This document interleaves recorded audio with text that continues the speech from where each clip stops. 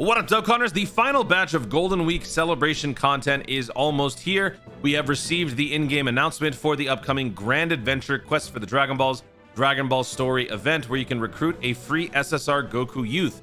By the way, this is the first one of its kind, aside from the Goku Arale one back in 2016, 2015, where you'll be able to obtain an SSR Kid Goku as an SSR.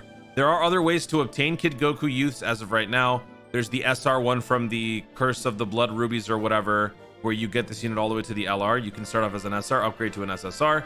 You can obtain collectibles like from anniversaries or get World Tournament summons. But in terms of farming out an SSR, the only way that you could have done that would have been through the Goku Arale event back 7-8 years ago. Nothing else would have allowed that. So this is going to be the first of its kind. At this point, most of you have probably already boosted up the super attacks of your Dokkan Festival Goku youths, but if you haven't, this will be the way to do that if for whatever reason you still haven't done that. So that's going to be cool. By the way, this is going to be a tech unit as confirmed in the color coding here and as confirmed in the graphic on the JP side.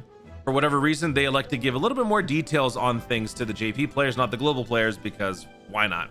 So for this little excerpt here, this is a passive. Shout out to Minato. Attack and defense plus 70%. When performing a super attack, attack and defense plus 10%. For each Dragon Ball Saga ally on the team, attack and defense plus 30 performs an additional attack that has a medium chance of becoming a super attack when there's an Earthbred Fighter category ally attacking in the same turn. We don't know what the super attack is going to be, if it's going to be like a permanent stacker. We don't know if it's going to be something else entirely, what the leader skill is going to be like. So we'll have to wait and see. But recently, with how they've been handling these free-to-play units, I mean, you guys have been seeing my videos. Jackie Moon, Yamcha, Bulma. I am not opposed. I'm keeping a very open mind. I am very much looking forward to seeing what this guy can do. Maybe this guy won't necessarily receive an EZA right now. Maybe he could. Maybe he could. We do have the new, Extreme Z area event active, so maybe they'll decide to give this unit an EZA. They did give the Yamcha an EZA pretty soon after he actually got his release, so who knows? Now, this is also going to be coming up with a new support memory, meeting the Flying Nimbus. Both versions are going to be getting this. Collect 9 and meet the Flying Nimbus, and you'll be able to use it. Why 9? Okay, so I guess they've abandoned the original, 100 real assembly thing and just collect 9 of them? Whatever. So that's cool. We'll have to wait and see what this is. I have no idea. But this is not all that we were given in terms of announcements. There is more stuff coming up. So let's actually jump over to this right here. So this is the other thing. Support Memory Boost, a new event coming soon. Now, a couple of things that I want to say about this. Number one, Dragon Stones and Memory Medals can be obtained. So this obviously means you want to do it however many stones we get. My prediction in my stone count estimation video was 5. I would imagine it'll be something like that, especially since this is now the start of a new era in Dokkan, especially on global. JP's already had the memory boost stuff. Global's just getting this for the first time. So I think that this event is only going to give us the means to boost up one more support memory. Outside of the many that we're going to be getting on global, JP already having had those, I think both versions will be getting one extra support memory boost, and that will be from this. Now, whether that happens to be the support memory that we obtain from this event remains to be seen. I actually think, and this is just my theory, let me know what you guys think in the comments. I feel like since this is a challenge event, this could either be on par with something like a free-to-play Extreme Z area, or it could be on par with something more like Super Battle Road or Extreme Super Battle Road. Because if you look at the wording here, only certain characters recruited from events can attempt this event. So that, to me, screams it's sort of like a Prime Battle event where you have to bring story event type characters. Not even characters that you obtain for free from World Tournament summons.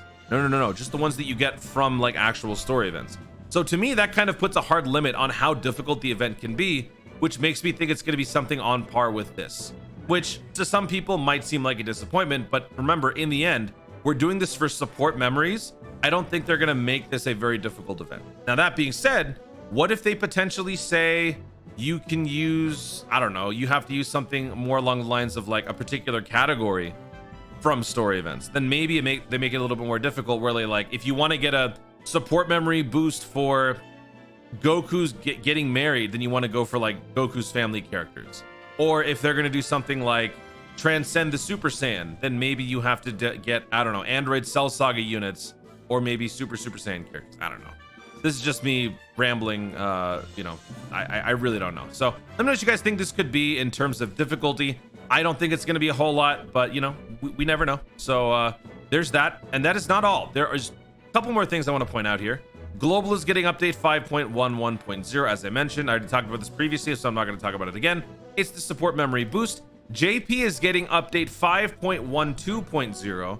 Now this is for Extreme Z battles. If you guys may know, during my Extreme Z battle live streams, every time the event starts over on the new stage, the higher level of difficulty, you have to once again toggle and re-enable auto mode if you're somebody who, like me, who likes to just let the game run on auto while I talk to chat. So for those of you who also appreciate the beauty of the automation, you will be able to do that on JP once update 5.12 hits, which is going to be dropping at the same time as global. And then the final thing is for global, we're going to be receiving Extreme Super Battle Road. That's going to be 2 days after this stuff drops. By the time this stuff drops, y'all will probably be done in like a day or two. I don't imagine this will take very long. And then the Extreme Super Battle will pretty much wrap up the Golden Week celebration. And for global players, that is going to be Team Bardock. Now, is JP actually missing anything? Let me actually pull up the JP details here, and let me see if they have any other content for them during the campaign. So let's just translate all this. Aim for the top campaign. So they've got the same part 2. Blah, blah, blah, blah. Dragon Ball Story event. Okay, they also have Extreme Super Battle Road. For them, it's going to be stage 45. 46? 45. Whichever. What are they on right now? So it'll be 46 because Earthlings is already there. So yeah, whatever 46 ends up being, that'll be what they do. And we'll get that, you know, 10 years from now. So there you have it. That is your content preview for the rest of Golden Week. Like I said on my previous Dragonstone count approximation, at this point, we're now, you know, working our way through this and working our way out of this simultaneous celebration. It is now all hands on deck, saving up for the 8-year anniversary. Even Dokkan itself went ahead and undercut its own bottom line by announcing the whole 8-year anniversary and the build up towards it. I don't know if that was necessarily the best idea when it comes to the Super 17 Dokkan Festival and the Super Boo Part 2 coming up, but whatever, it is what it is.